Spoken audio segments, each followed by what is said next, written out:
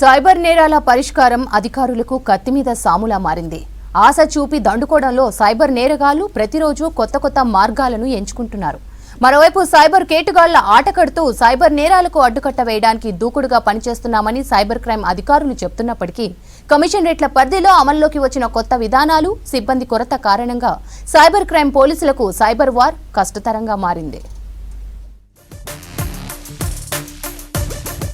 జీహెచ్ఎంసీలో రోజుకు సైబర్ కేసుల సంఖ్య పెరుగుతోంది. ఎన్ని అవగాహన కార్యక్రమాలు చేపట్టినా సైబర్ కేటుగాళ్ల చేతిలో మోసపోయే వారి సంఖ్య తగ్గడం లేదు.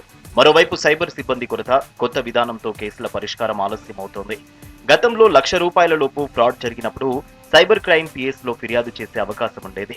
కానీ గతేడాది చివరిలో 50,000కు పైగా నష్టపోయిన వారు సైతం సైబర్ పిఎస్ లోనే కంప్లైంట్లు ఇవ్వాలన్న పాలసీ తీసుకొచ్చారు. దీంతో సైబర్ క్రైమ్ స్టేషన్ కు వచ్చే బాధితుల సంఖ్య భారీగా పెరిగింది.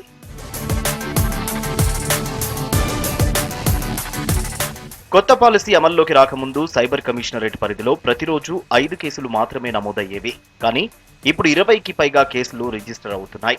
2022లో మొత్తం 4,850 కేసులు నమోదవగా 2023లో 5,342 కేసులు రికార్డయ్యాయి.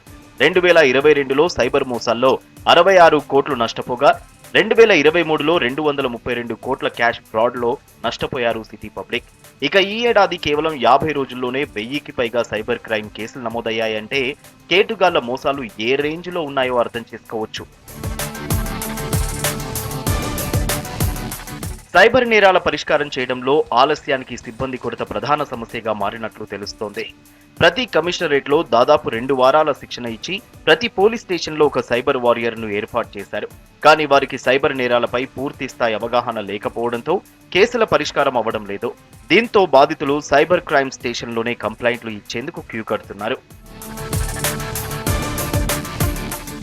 సైబర్ నేరాల పరిష్కారం చేయడంలో వేగం పుంజుకోవాలంటే సిబ్బందిని పెంచాల్సిన అవసరం ఉందంటున్నారు సైబర్ క్రైమ్ పోలీసులు. పైగా స్థానిక స్టేషన్లలో ఉండే సైబర్ వారియర్స్ కు కేసుల సాల్వేషన్ పైన మరింత అవగాహన కల్పిస్తే సైబర్ క్రైమ్ స్టేషన్లపై ఒత్తిడి తగ్గుతుందంటున్నారు.